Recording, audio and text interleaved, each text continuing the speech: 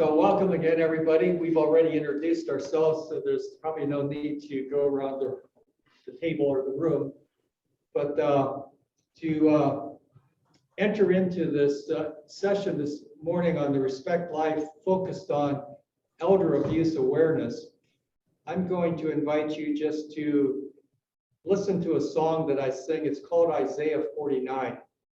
And just pay attention to the words and allow it to kind of set the framework for our discussion today.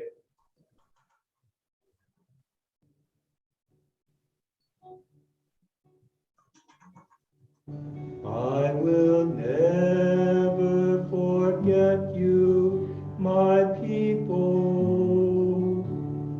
I have carved you on the palm of my hand. I will never forget you. I will not leave you orphaned. I will never forget my own.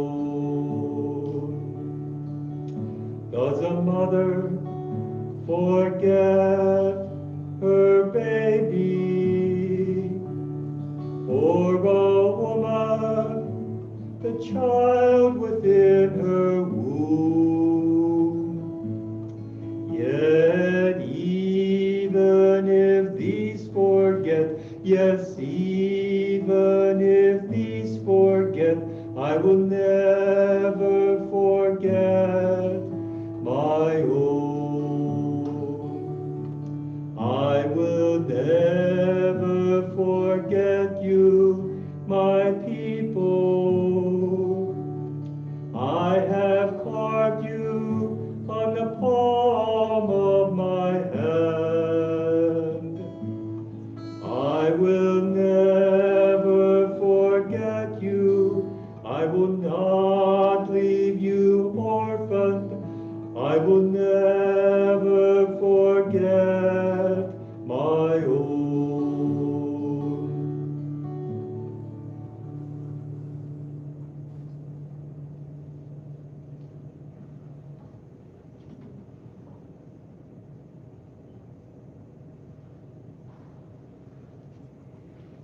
The words of that song are taken from the prophet Isaiah, chapter 49, and it communicates the message that everyone is precious to God. Everyone. And because everyone is precious to God, that challenges us to also respect every person as precious, respect every person with dignity. And so I think that song sets the framework for this series on Respect Life. We acquire our way of looking at people from the way Jesus does.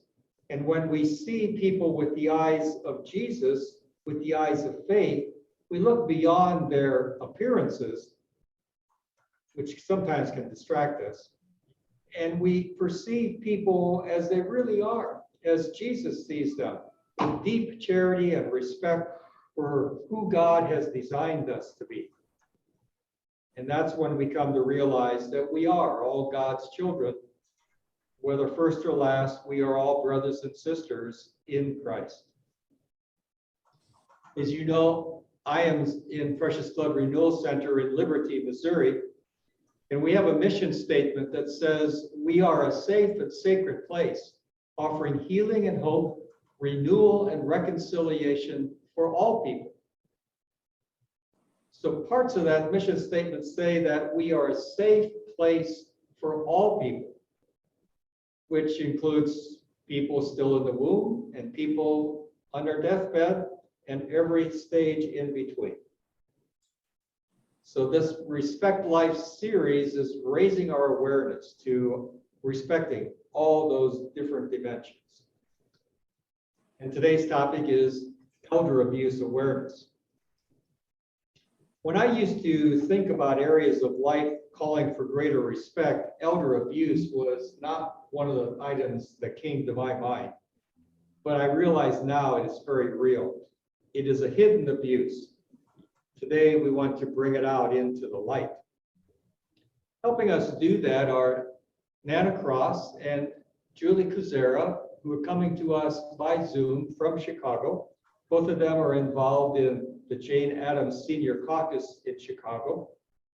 And we will be invited to dialogue with them in a few minutes. So Carol and Ann, as you listen to their presentation, jot down questions that you would like to ask them.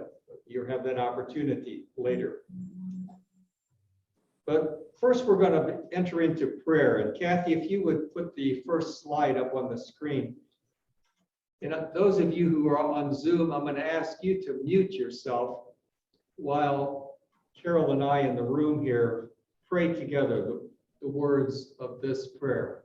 The prayer comes from the Gospel of Life, which is an encyclical written by Pope John Paul II some years ago.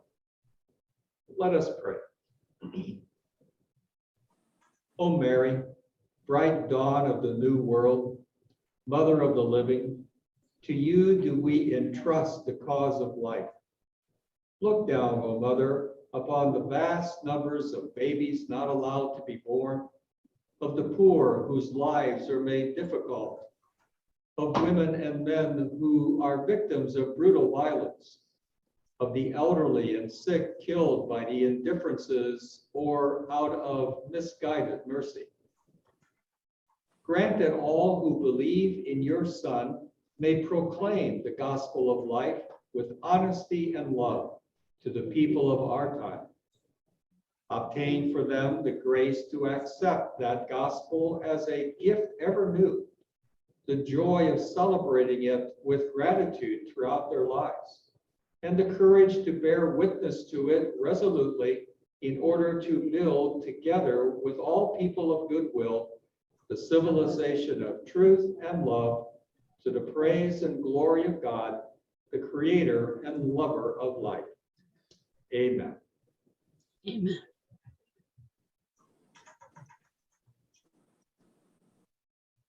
So, as I said, becoming aware of elder abuse is one aspect of the call to respect life, which this month of October, dedicated to respect life, calls us to become more intentional, more aware of. I have read about elder abuse, and I've heard a little here and there about a particular person's situation, and realized that I should be more aware of the needs of this group. As a significant result of my study, I was touched deeply and saddened by the reality, and perhaps some of you participants already are, or will become aware of that after this presentation today. And Kathy, I'm going to ask you to put the second screen share up on the screen. I have learned that the National Center for Elder Abuse distinguishes between 7 different types of elder abuse. These include physical abuse, sexual abuse, emotional abuse, financial or material exploitation, neglect, abandonment, and self-neglect. Each year, hundreds of thousands of older persons are abused, neglected, or exploited.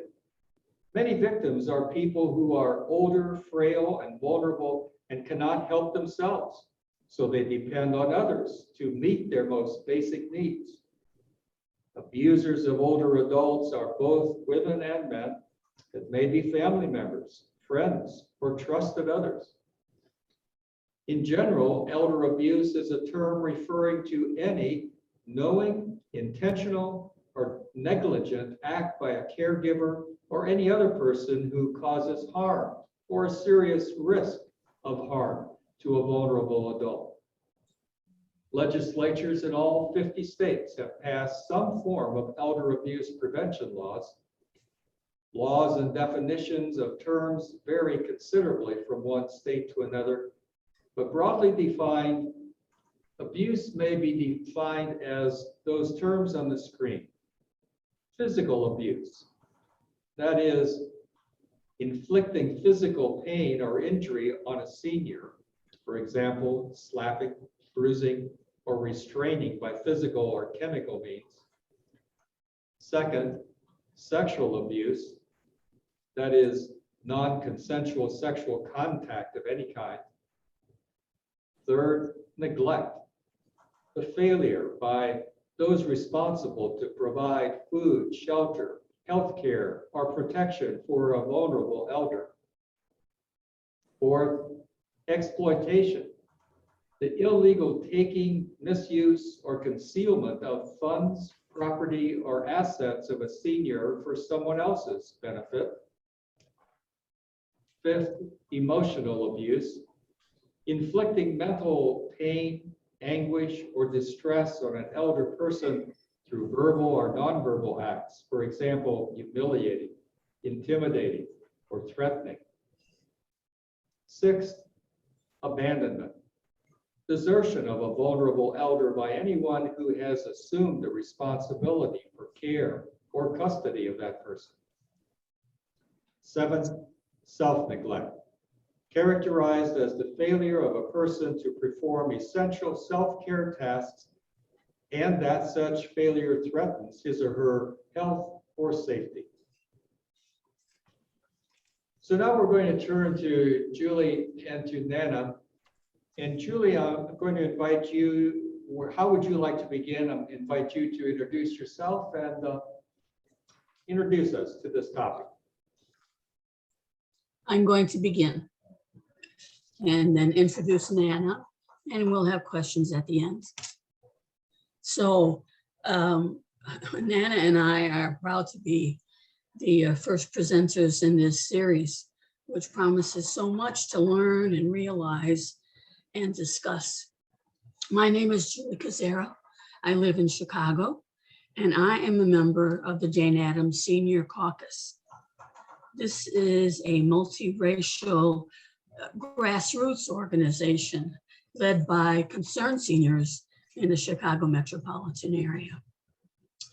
Through leadership development, organizing, popular education, we use the power of our collective voice to work for economic, social, and racial justice for all seniors and our communities. It's this relationship that has sensitized me to the issue of elder abuse and other serious concerns. We are working tirelessly to provide assistance to the oh so important seniors of the city and our nation, especially considering how many more seniors there will be in the years to come.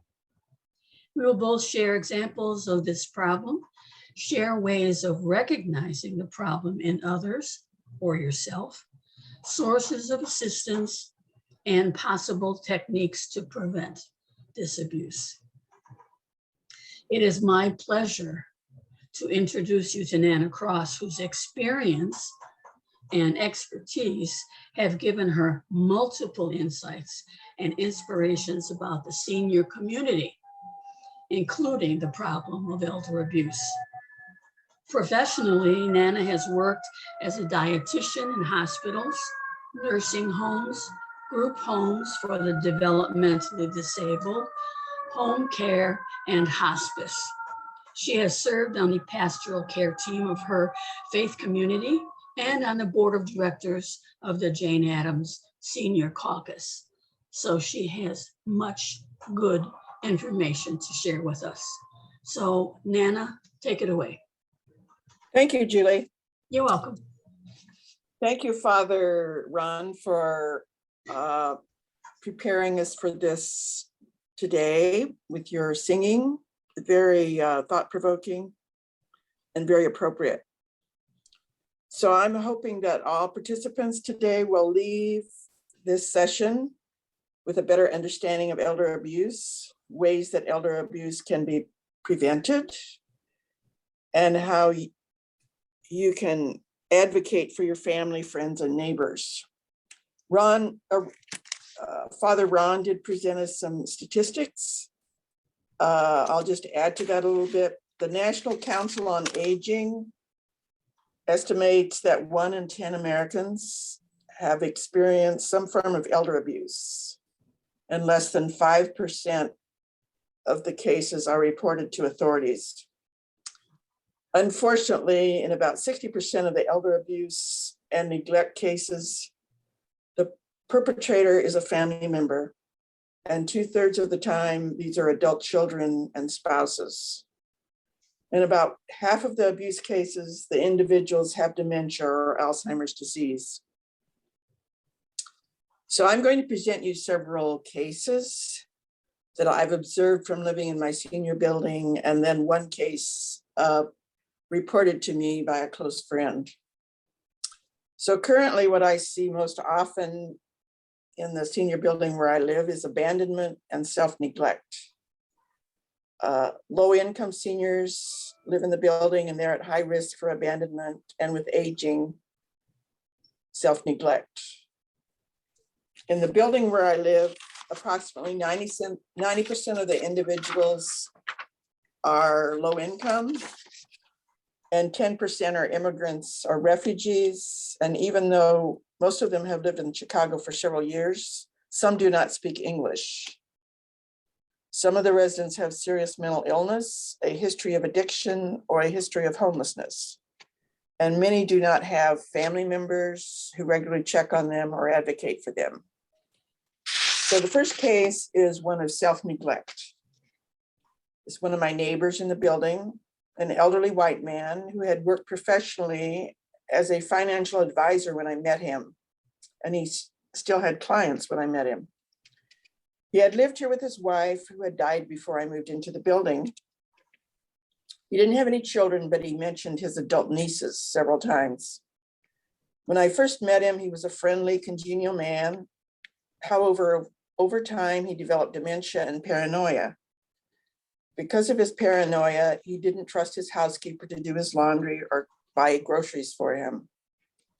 Eventually, the only food that he ate was from the vending machine, for example, chips, cookies, and sweet rolls. He also never made regular visits to a doctor. He told me that his doctor was in the suburbs where he and his wife lived before they moved to the building in Chicago. After he stopped driving, he talked about having his niece from Southern California come pick up his car, but she never came to pick up his car, and she never visited him. In fact, the housekeeper bought the car from his estate once he died. His physical health deteriorated, and one day he fell in the lobby and broke his hip. He refused to allow the ambulance to take him to the hospital, so a staff member found a wheelchair and helped him into his apartment. Later that day, the resident called the front desk complaining of pain and agreed to go to the hospital in the ambulance. However, within a week, the man had died. This is a difficult case because everyone has a right to refuse care. I'm not aware of anyone calling the elder abuse hotline. However, that might have been helpful. Because of his dementia and paranoia, he refused care from his housekeeper. And from all appearances, he didn't make plans for his care once he was not able to care for himself. I think that's a real key. You really have to plan ahead for your life, when thinking about the end of your life. The next example is one of financial exploitation. An elderly woman who also lived in my building. There's a man who lives in our building who earns money by doing errands for residents in the building, such as buying groceries. He identifies residents that are vulnerable and have financial resources that he can exploit. He was doing errands for this woman who had developed dementia and used a walker because of some physical limitations. She also had a problem with hoarding. Her apartment was full of unopened packages of sweaters and gloves and many other items. Eventually, she spent time in the hospital and nursing home, where she eventually died. A neighbor and longtime friend began helping her with her finances while she was in the hospital. When the accountant reviewed the bank statement, she noticed that every time the resident's debit card was used by the caregiver to purchase groceries, an amount of cash was withdrawn from her bank account. And when the caregiver purchased a TV for her, the total amount spent was $700. And actually what happened is he bought a large screen TV for himself and a small TV for her. The accountant didn't become involved with the resident's finances until she had died. However, the accountant did say that it would be very difficult to prove financial abuse after the resident had died, because it'd be hard to know what the caregiver and what arrangements the caregiver and the resident made in terms of him helping her with her errands. It could be that she agreed to him taking money every time he purchased groceries, or that he buy himself a TV. It's hard to know. So another example is financial exploitation plus emotional abuse by a caregiver. A friend of mine worked as a weekend caregiver for a client while she was in graduate school in social work, while another caregiver provided care during the week. The client was an elderly, wealthy woman who owned a Cadillac, and she allowed her new caregiver to use the car to drive her to doctor's appointments and shopping. The Monday through Friday caregiver was driving the client around town, and at first it seemed like a good thing to be happening because she got out of her apartment more often. However, every time the client needed to buy an item, the caregiver also bought something for herself. My friend, the weekend caregiver, noticed that her client was becoming more withdrawn and quieter, which are signs of emotional abuse. Typically, this happens because the abuser uses threats, intimidation, and humiliation to control the client, to prevent the client from reporting on the caregiver. Often the client or the senior has a fear of being abandoned by the caregiver as well. My friend began investigating and found that the caregiver was using the client's credit card to buy personal items for herself. And since the client had substantial financial means, her needs were being met for food, clothing, healthcare, and housing. However, she was being financially exploited and emotionally abused by her caregiver. So this next example is a little bit longer, a little bit more complicated. It's an example of an elderly woman who was financially abused or financially exploited. She also experienced emotional abuse, eventually isolation, abandonment, and neglect. The mother of a friend of mine lived 800 miles away from her daughter in a rural area. After my friend's father died, her mother lived alone and over time exhibited signs of hoarding. She had about a dozen cats in her house. She also had started to develop dementia. Eventually, she was no longer able to drive. My friend visited her mother a few times a year, especially during the holidays. My friend has a sister who lives in her grandmother's house with her boyfriend in the same community. My friend was designated the financial power of attorney. And after the husband died, her funds were in an Edward Jones account. Her Social Security check was automatically deposited in the account, and Edward Jones automatically paid her bills every month. However, my friend found out that her sister became her mother's financial power of attorney, unbeknownst to her. A sister took her mother to the Edward Jones office to add her name, the sister's name, as the financial power of attorney to stop her Social Security check from automatically being deposited in the Edward Jones account. And instead, she had the Social Security check deposited into one of her mother's checking accounts. Staff from the Edward Jones office had called my friend to alert her that the sister had changed the account. She had become the financial power of attorney and was withdrawing large sums of money from the Edward Jones account. By the way, the Senior Safe Act, which was passed in 2018, encourages and allows financial institutions to fight against financial abuse of older adults by allowing banks, credit unions, investment advisors, and brokers to report suspected fraud to law enforcement without fear of being sued. So the Edward Jones staff could have called law enforcement in this case. My friend had called the elder abuse hotline in the state where her mother lived several times, and the social worker investigated with a recommendation that my friend press criminal charges against her sister.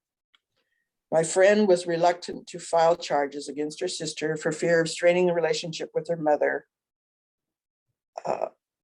which had become difficult because her sister was telling her mother's stories about my friend. She did hire a local attorney. The sister was grooming her mother and telling her untruths about my friend, which made it difficult for my friend to even have a telephone conversation with her mother. Her mother would be angry with my friend and hang up. Even when she visited in person, sometimes her mother wouldn't allow her to visit. So this is an example of emotional abuse. Then in 2019, 2020, the sister pulled $27,000 from the Edward Jones account. And instead of paying her mother's bills from the Social Security banking account, she used the money for her own expenses.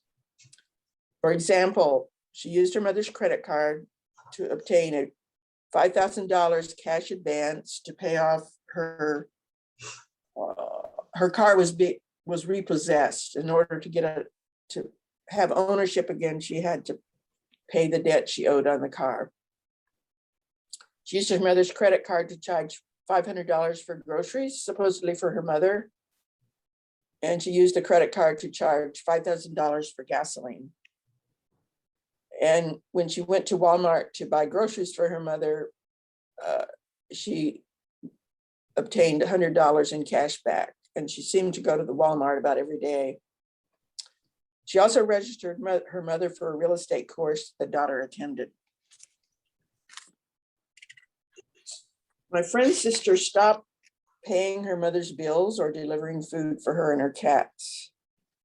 My friend had arranged for homemaking services through Visiting Angels. However, because the sister stopped paying for the services, eventually the homemaker services stopped as well. Also, the sister wasn't delivering food to her mother. Her health deteriorated. She fell and broke her leg. So my friend's sister was guilty of physical neglect, including failing to attend to a person's medical, hygienic, nutrition, and dietary needs, and providing personal care such as bathing, grooming, dressing, and failure to provide ample food to maintain her health. Her sister was also guilty of abandonment by deserting the caregiving needs of her mother and neglecting to arrange for care and support by not paying for the caregiver. After my friend's mother fell and broke her leg, my friend spent 10 weeks with her while she was being hospitalized and in a nursing home. During that time, she was able to do the paperwork to become her mother's guardian, since her mother would be traveling to live with her in another state upon discharge. However, the sister continued to interfere and attempted to kidnap her mother from the nursing home and take her back to her mother's house. And the sister's boyfriend started sending threatening text messages to my friend's cell phone. My friend told me that since her mother no longer lived in the state where the abuse occurred, and the county and state had limited resources to prosecute, the case is essentially closed unless my friend files criminal charges against her sister, which she is reluctant to do. Also, my friend told me that her sister's boyfriend is addicted to methamphetamine, and that her sister was supporting his drug habit. As an observer, my assessment is that since the lawyer grew up in this rural community where her mother lived, he was also reluctant to press criminal charges against the sister because of his connections with others in the community. And when she was working to get guardianship of her mother, the mother's primary physician was not willing to sign the guardianship papers declaring her mother as incompetent, mentally incompetent. My friend had taken her mother to a neurologist to have her evaluated for dementia, and the neurologist was willing to sign the papers. So this is a very sad case of financial exploitation, abandonment, emotional abuse. And it seems like the sister should have been, even though she was investigated by the social worker, it seems like she will not be charged in this case.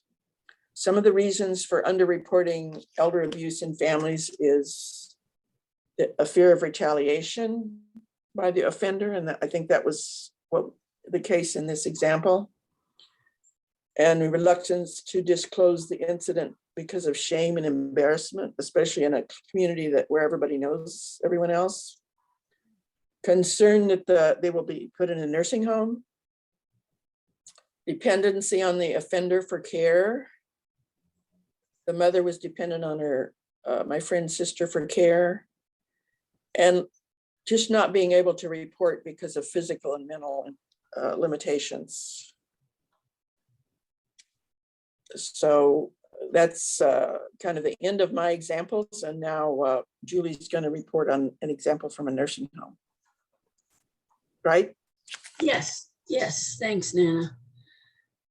Sad stuff. My examples are all from personal experience, that is, reports of abuse from relatives in various stages of need. There are horrendous stories of sexual abuse, unfortunately, at the top of the list. It is reported that 60% of sexual abuse is perpetrated by family members. What percentage? Pardon me? 60%? 60% of sexual abuse is perpetrated by family members. Okay. Sexual abuse is also common in other areas of service for seniors, hospitals, hospices, nursing homes, and sometimes senior buildings. I have heard reports of patients having the meal cart pass them completely at mealtime because they had been bothersome.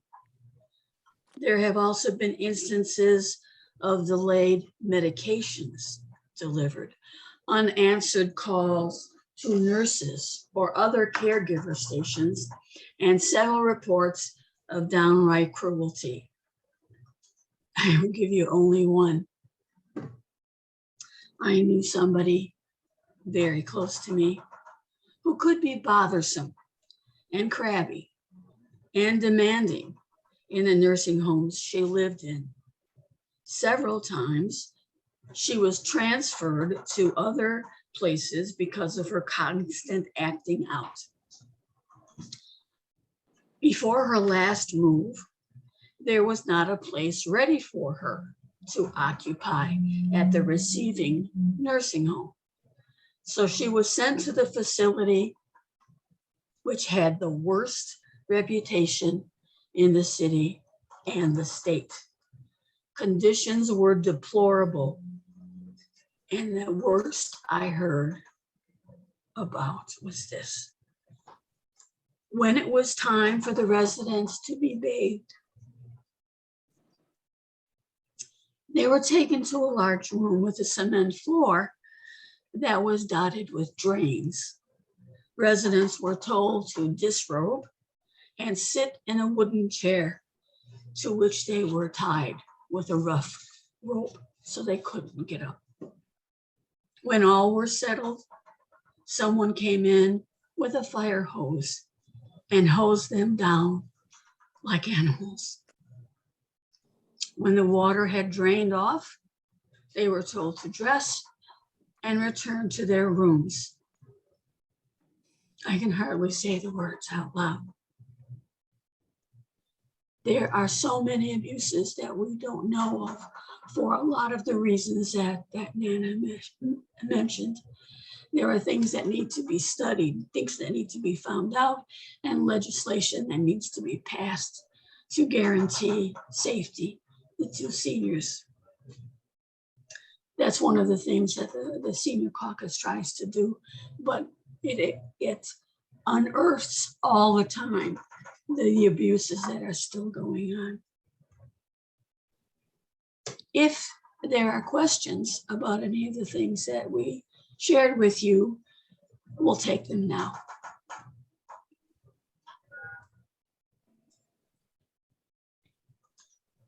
You mentioned the elder abuse hotline. If I were to call that, what would they offer? They actually do an investigation. I've made a call to a hotline before for one of the residents living in my building. And so I made a telephone call and I reported why I thought this particular resident needed to be investigated for abuse. Actually, it was more like self-neglect. And I could leave my name or I could be anonymous. And then if I'm anonymous, they won't report back to me what the findings are. So sometimes during the investigation, they find out more information and consider it not to be a case of abuse. But if it is a case of abuse, then I'm not sure where it goes from there. It can be, you can report abuse online in the state of Missouri, or you can make a phone call. And if I make that contact, I can be assured that something will happen. You say they will investigate. Will they improve the situation of the person being abused? Well, let's hope so. In the case of my friend, the last example I gave, it didn't seem to help very much, because in order for the sister who was the abuser to be stopped, she would have to have been charged with criminal. And my friend was unwilling to do that. I do know that there aren't enough funds at the local level to investigate a difficult case like the one I gave you. And actually there is some legislation that would increase the amount of money for the adult protective services that would go to the states. So there is a lack of money to do more than's being done. I'm sorry, I'm not very helpful. I only have one case, and I will give you some details about that, and they'll help you understand how it does work. So I was concerned about a woman living in my building because she had developed dementia, and although her brother had lived in the building for the same apartment building, he had moved to another state. And before he moved, he made arrangements for this woman with dementia to move to another facility that provided meals. And she was reluctant to move. So after he was no longer around to provide support for her, she started asking neighbors to buy food for her by giving her debit card to them. And then she couldn't find her debit card, and she was accusing them of stealing her card. Because with dementia, there's paranoia. And I was friendly with this woman. I'd really known her for several years, and I was concerned about her. So I did call the hotline. I think I did give my name. And within a day or two, someone from Catholic Charities, which is the service provider in the city of Chicago, for elder abuse. Came to the building, met with my neighbor. And since arrangements had already been made for her to live in another building, within a month, she was moved to the other building. I think that the person who came to the building to see her was a social worker, and I'm sure she talked her into moving for her own safety. She even had volunteers to come and help her pack her things to move her. And so that I would say that worked very well. But in the case of my friend where her mother lived out of state, I really don't think the right thing happened, and I'm not sure why. All my friend has told me is that she has to file criminal charges against her sister, which she's not willing to do. And also the lawyer says, her lawyer has told her that it's no longer a priority to press criminal charges against the sister because they have other abuse cases they need to go to. The county is poor. They don't have money to do the investigation. And that's why we really need more money for adult protective services. So. Thanks. Carol or Gina or Ann, if you have any questions, unmute yourself and jump in. Did the people who are at this presentation receive the handouts about with the map and everything on it, where you can, yes, where you can go to find out where an ombudsman is, for instance, what the possibilities are in Missouri specifically, and what to do to protect yourself and people that you know and care about. What are some of the signs that help you recognize what's going on? So yeah,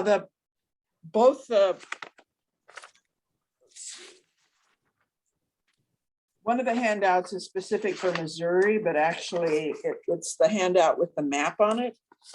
It has a link to each state in the United States to contact the Adult Protective Services Hotline. So you just use your mouth and hover it over your state, and what comes up is the phone number for the hotline for that state. And then just wanted to mention for people who are living in nursing homes and assisted living facilities, state has ombudsman, and they can resolve many issues for residents in the building if they have concerns. There are people who are paid in each state, and then there are volunteers who work with the paid staff. Any questions about ombudsman?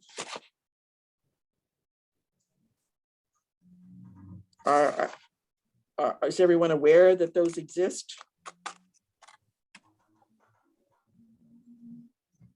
I wasn't right away either aware of that, so I thought that was really great information.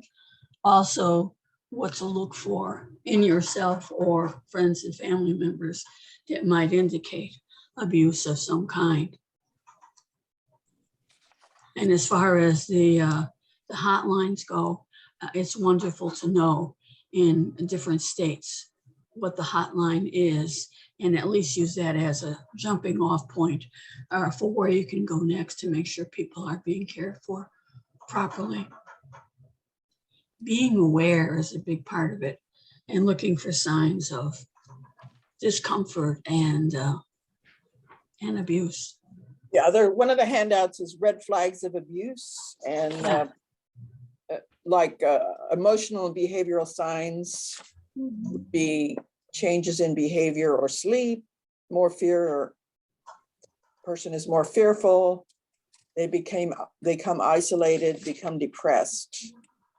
It's probably more difficult to identify emotional abuse than physical signs, which would be bruises, cuts, scrapes, not having wounds cared for properly, not changing dressings, person being incontinent and not using appropriate protective diapers or whatever, and not having them changed.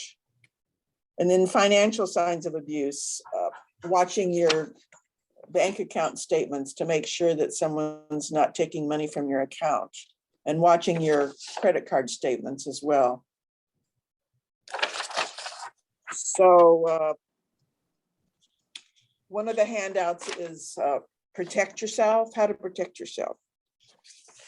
And it's really important to plan for the end of your life, plan for when you are not able to take care of yourself anymore, by having a financial power of attorney and a medical power of attorney, and have all the paperwork done for that before you become disabled, especially mentally incompetent.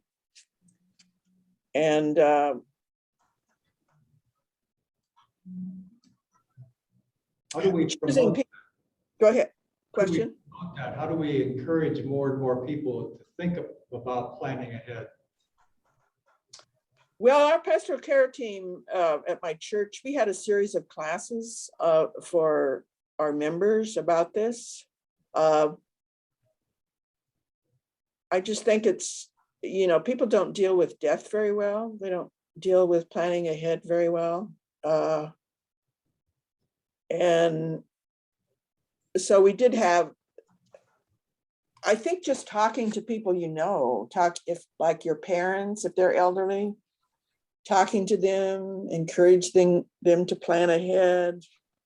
Do they have a will? Do they have a financial power of attorney, a medical power of attorney, your neighbors, your friends? I think you just have to keep reminding them. And sometimes people aren't ready to talk about it, so you bring it up again. If you're older, maybe your children are talking to you about it, so it's a good, you know, they're thinking about you, so respect their concerns. Other ways to take care of yourself are to be socially connected so that other people, you can be, people notice when there are changes in you if you're socially connected, and the same way you can notice when there are changes in your friends or neighbors.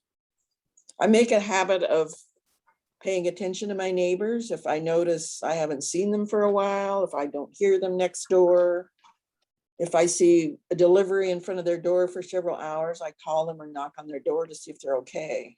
So I think it's really important to be connected and to pay attention to people. And then, of course, reporting when you, even if you suspect some abuse, nothing will happen to you if you report abuse and it's really not abuse. It's much better to report abuse that isn't there than to not report abuse when it really is there. And we haven't really mentioned other ways that seniors are financially exploited, like receiving phone calls and then seniors giving out their social security card number on the phone or bank account number on the phone, things like that. And we get so many calls, robocalls, and sometimes you can be taken advantage of. It's happened to me before. I thought my bank was calling me when they actually weren't. And so they had used my debit card to, somebody in New York City had used my debit card to buy things from Bed Bath & Beyond, over $300 within an hour after I talked to them on the phone. Sometimes people are receive a message on the computer and they said, you need to, there's a problem with your computer, we'll repair it for you. And seniors get frightened, they can't use their computer, so they fall for it, and then they pay a big bill. Anyway. And then, Go ahead. go ahead. when you talk about the self-neglect as a form of abuse, that's what I've witnessed in the building that I live in. Watching a man in my neighborhood on my floor go downhill for the last 2 years and not be able to do anything about it. He had a caregiver who was quite caring, and he has friends who care about him, but he just stopped taking care of himself. So everything that is done for him is done by the caregiver. But he's reached the point now where he has contractures. He can hardly feed himself. He can't move much at all. So he's being transferred to a nursing home. And I've just experienced a lot of frustration and concern over this man, and feeling really helpless. So I didn't think that there was anybody to call since he had a caring caregiver. He has someone who manages his finances, but apparently he's been receiving robocalls and other calls in which he's contributed a lot of money. Yeah. So it was just watching the case that made me feel so sad and helpless. I don't have any answers for that. Except it does make me aware that I need to, like you said, Nanna, really pay attention to the people around me. Yeah. And notice whether there are changes, make contact with them. Mhm. Thank you. Yeah. Yeah, it's really hard when people refuse care or refuse to, it's amazing that someone who's a financial planner didn't plan for his own life. That's ironic, right? Mhm. And it's real frustrating. People have a right to refuse care. So if you would call Elder Abuse Line about your neighbor, or if you had of, and they came and did an investigation, and he was perfectly happy with the way things were going, even giving away money, then there wouldn't be anything that the elder abuse staff could do about it. I understand that. Yeah. Mhm. I get those phone calls. I get a lot of emails saying I need to do so and so. For an elderly person, I can really understand how they'd get scared and get caught. Which makes me angry that people take advantage of elderly's finances like that. Mhm. Yeah, it's very upsetting. And, a lot of seniors aren't real savvy with computers. Right. And those that use them may be easily frightened, Right. I have one neighbor who uses a computer mostly to play solitaire, and she gets these messages all the time that she needs to renew her virus protection, and she doesn't even have that virus protection on her computer. So, yeah, and she asks me about that fairly often. Like she keeps getting these emails that she needs to renew her virus protection when she really doesn't. So I think a lot of times early on when people can't manage their finances anymore, but they appear to be doing fine otherwise, they are not physically disabled, they are able to feed themselves, maybe even do some cooking. A lot of that is hidden, meaning no one knows that they're having problems with their finances and someone's taking advantage of them. It's very hidden. But any other comments or questions? Because I wanted to say something about what Jane Addams, how they get involved with this issue. They don't provide direct services like social services to seniors. They did some of that during the pandemic when members called seniors in senior buildings to see if they were having any problems getting medications or food during the pandemic.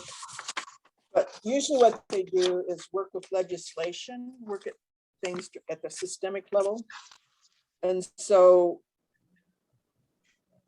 what they've been doing lately is working with other groups to pass national legislation. It's called Build Back Better.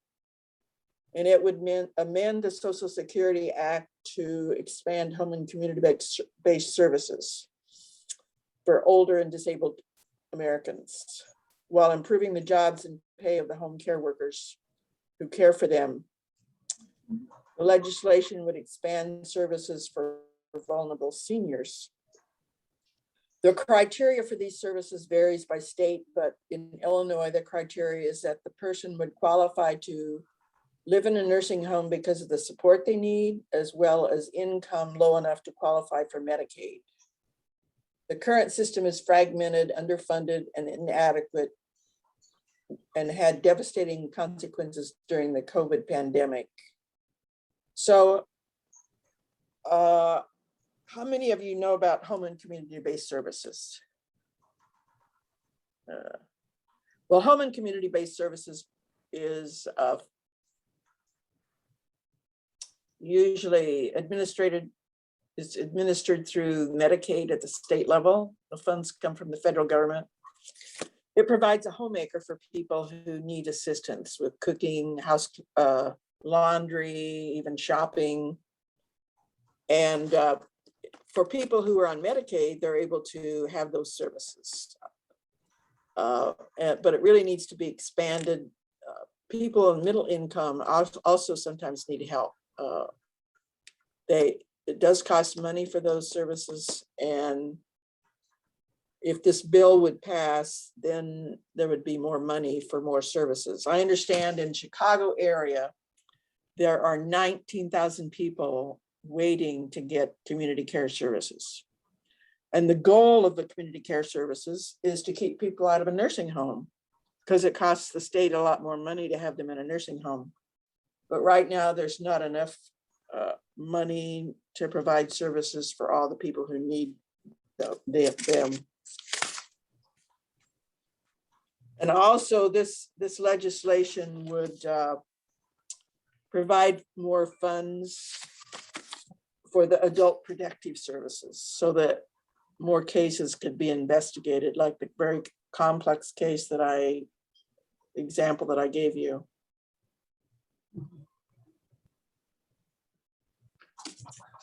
So as concerned citizens, we can become involved in legislative issues and actions. I'll just make a comment on those email threats.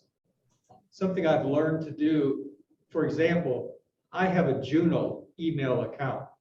And every once in a while, I used to get these messages that I needed to do so and so, or update it, or it would be eliminated. But then when I look carefully, the email came from a Yahoo account. Oh, wow. It did not come from Juno company. And other people have told me that you need to look at whenever you get these threatening emails, do they really come from your bank or from some other email that's trying to hack into your life? That's just a piece of information to share with your friends. Another thing I've noticed is that the logo won't be the company's logo that they're using. Like on a text message, you realize it's really not from AT&T or Amazon. I just want to thank you for this morning, and I'm going to be leaving the meeting now. Thank you very much. Before you leave, Anna, let me, Nanna referred to several handouts that she gave us here, but you can access those by your computer if you would like. I'm going to name a couple places, and Gina, you can pay attention to this too. You want to put them on chat? When you got, well, maybe you could put them on chat, but what the link that you received this morning for this Zoom meeting, there should have been a place on there where you could get those those handout attachments. There's 5 that Nanna prepared and sent to us. Or you could go to Precious Blood Renewal Center website and click on events and look for Respect Life Challenge, a call to action, and scroll down to October 2nd information, and you should see the links for these resources there. Thank you. Thank you. I'll do that. Thanks, Dan. Thanks Bye. for joining us. Nice to meet you. Gina and Carol, are there any questions or comments you'd like to make on anything? We had to put my husband's mother in a nursing home. There's some issues there for a long time. We thought we had it all ready. We talked to somebody and found out what we didn't sign something. They never told us that until about like 3 or 4 months later. And so we had to deal with that, but she was only there 2.5 years. But I think at that time, Tom's brother was taking some money, and we didn't know what to do because we weren't paying attention, and we found out later. I think we lost our grandson at that time. We were so in that area instead of what his mom was going through. So it's all kinds of issues. And she fell, and she was almost 100. Wow. So she was a precious lady. And there is issues you have to look at, like you were saying. I didn't realize when you said that woman or that was stealing from her mother. Is that correct? Yes. Yeah, it does happen. So I do have a question. So anything happened with the brother then, or? No, we didn't deal with any of that, and we didn't question him or anything, but because he was so nice to her, and he probably needed some money, so we never did do anything. I thought, well, what the heck? She was, I mean, it didn't bother me at all. But brought up in a big family, you didn't do that kind of stuff. You didn't steal from one another or any of that. And to hear the stories from some of the people that stole so much, I was just, I couldn't believe that one gal did that to her mother.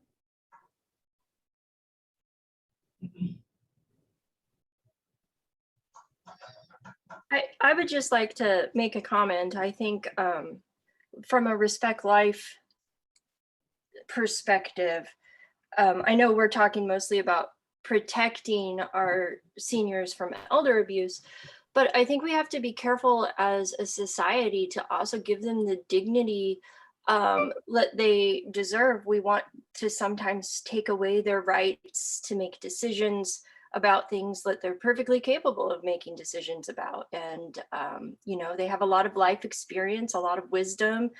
And obviously this, you know, doesn't apply to people who are, you know, suffering from dementia or something that's actually keeping them, you know, from making reasonable decisions for themselves. But I think oftentimes our society, the younger people, like the adult children involved, want to decide what's best for the parent or for the older person without really taking into consideration their perspective and their thoughts and their feelings, which are perfectly valid. And, you know, I guess I just see people think that at a certain age, like your life is over and you cease to be as, as important of a human being as you always were. And so really, I just wanted to comment on that, the inherent sacredness of every single life, all the way through, the aging process. And I don't know, I just feel like we need to be very, very careful not to take away too many rights or presume one can't do something for themselves when they can. Yeah, That's a good everyone point. has the right to make their own decisions about their life. That's true.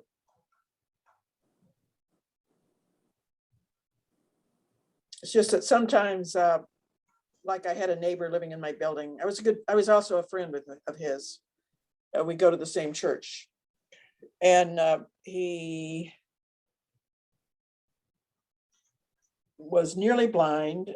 And because of that, during the pandemic, he was challenged because he had been going out to eat all the time. Well, the restaurant he used to go to closed during the pandemic. So it was very difficult for him to find a new place to eat during that time. And I would have him come to my apartment pretty often. We attend church services on Zoom. And I finally had to say to him, there's a limit as to what I can do for you. You really need to move to a place that provides meals. And so it took a few months, but he did finally move with assistance of some other people in his life. But when it comes to the point of the family can't really do what needs to be done, they can't do the caregiving, then I guess at that point in time, then something may need to be done, and it may not be what the older person wants. But so it is a struggle. I agree. Gina's comment a few minutes ago makes me think that we really do need to raise our awareness, our society's awareness of the dignity of the elderly. It's easy to have a youthful attitude, and I expect them to think as fast, walk as fast as I do, and if they can't do it, then to discard them or leave them behind, or not value them. It's an attitude. So one of the problems in the United States compared to some other countries is that we really don't have services for seniors, for the elderly, to the same extent as other countries. That means if someone's on Medicaid, they may go to a nursing home because Medicaid pays for it. Or if you're wealthy, you can pay for a nursing home because you have the funds to do it. And for people in the middle income people, they don't have the money to reside in a nursing home and pay for it out of pocket.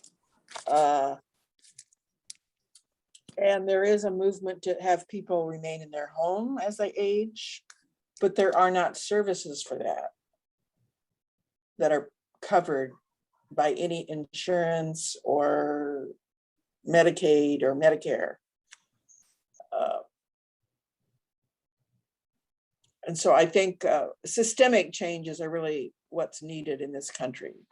And we talk about the poor care in nursing homes. A lot of it comes from the staff that work in nursing homes. They're underpaid, they're not trained, there's a high turnover. And in the state of Illinois, a union for the home care workers fought to get their salaries increased so that there's not such a high turnover, the people have better training, better quality of workers. Anyway, there's a lot that can be done, and I think it needs to be done at more of the systemic level, meaning the funding is adequate. And if a family member is providing care for someone with dementia in their home, they get burned out, they can start becoming physically abusive to their relative because they get burned out.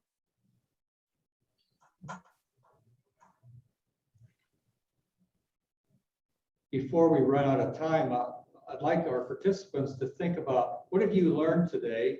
What are some first steps that you would like to do? And what help do you need in this area of elder abuse awareness?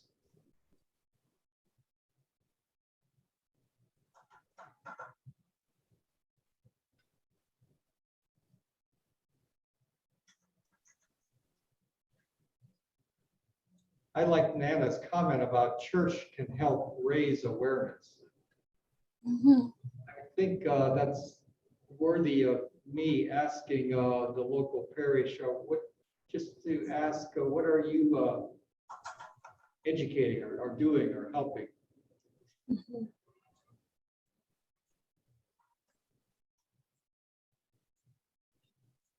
Now, some churches are lucky enough to have a parish nurse,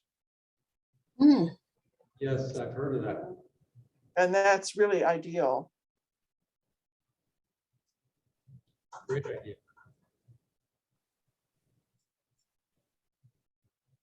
Participants, anything else that you've learned today that you're going to act on now? What are some first steps that you'd like to do? Make this discussion more practical. I guess something we can do at the Renewal Center is to have in a financial advisor to inform people of what they do need to do to prepare for the end of life issues. Good idea.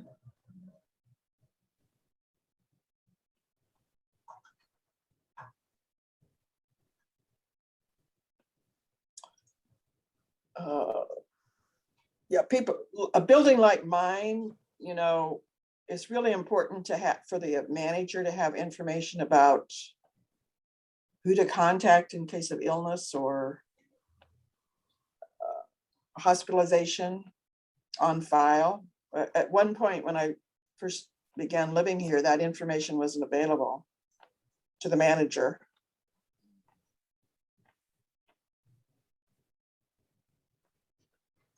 And even if you live in your own home, I think somebody needs to know who to contact in case, you know, for example, if your neighbors notice you're not, they haven't seen you for a while, who do they contact? Besides the police. Yeah, that's raising the awareness that, do you have somebody to check up on you? If you fell at home, would you lay there for a whole day and nobody even know it? So if people who have children call them, they're lucky, but not everybody has that. So you need to, that's one thing to plan ahead.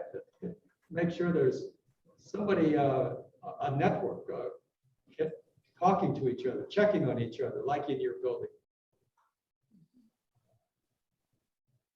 Another something we could offer at the center too is some sort of renewal opportunities for caregivers to keep them from getting burned out.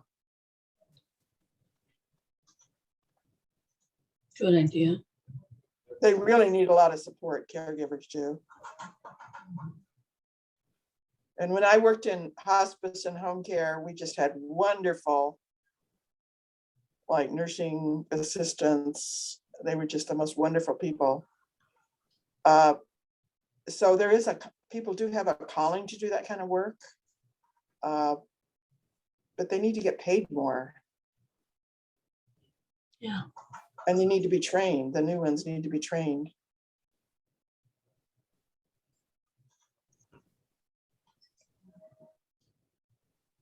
We're getting close to our ending time. Julie or Nanna, anything else that you wanted to make sure you said? I think the awareness is extremely important. The possibilities in your particular state or with your particular situation are important. People need to know that they're important, but you need to know, we need to know how to help if they need help. Being aware, as Nanna said, is extremely important, but making ourselves aware of what might be available in the county or the state or the neighborhood even, and seeing to it that our churches, our faith communities are aware and offering what they can to make sure these people are not forgotten. I do not have the percentage in front of me, but I know that because there hasn't been a baby boom of any kind for a long time, that the number of senior citizens is going to increase by leaps and bounds in the next 10 years. And so these issues are going to be more important than ever to be able to address with knowledge and support. That's a good observation.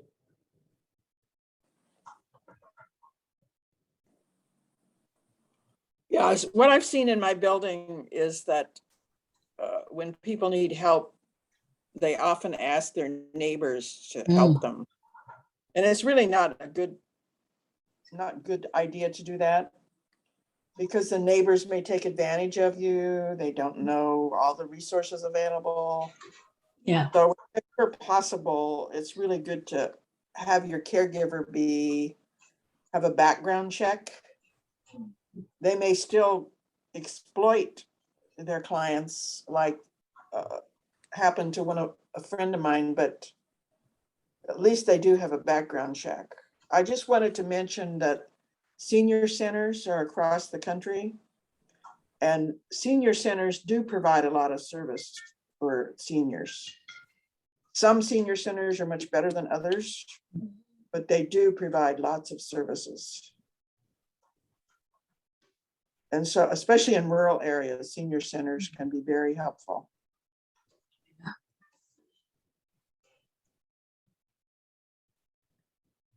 I appreciate all your sharing. This is good information. Good things to be aware of. Thank you for that awareness. I'm learning a little bit more from it. A lot more. Yeah, I think it's really important to take care of yourself and plan ahead, take care of yourself, as well as be aware and concerned about your neighbors. Yes, true. Well, maybe we're at the point of closure for today, unless there's other quick comments or questions. Thank you for all who participated today. And I want to close with a prayer in a minute, but before that, I want to invite all of you to participate next Saturday. I'm doing a series every Saturday of October, and next Saturday, we're going to look at another aspect from Sister Donna Liette, who's a Precious Blood sister who works in Chicago with the Precious Blood Ministry of Reconciliation. And she has a group of mothers that she meets with. It's a listening circle. It's mothers and grandmothers who have lost children to gun violence or incarceration, and just helping them to deal with that whole grieving process, etc. So she's going to join us along with some of the mothers by Zoom, and I invite you to tell your friends, tell your family about this upcoming, and sign up, join us. Wonderful. Thank you. Let me close with a prayer before we sign off. Good and gracious God, we thank you for the gift of life. Help us to value it as a gift and to be more sensitive to our circles of influence, to raise that awareness of how to really give dignity to every human being, especially the things we've learned today about the elderly, needing to be sensitive to their needs and treating them with due respect, acknowledging that they and all of us are made in your image and likeness. Bless us as we move into various activities the rest of this day and the new week. We pray in your holy name.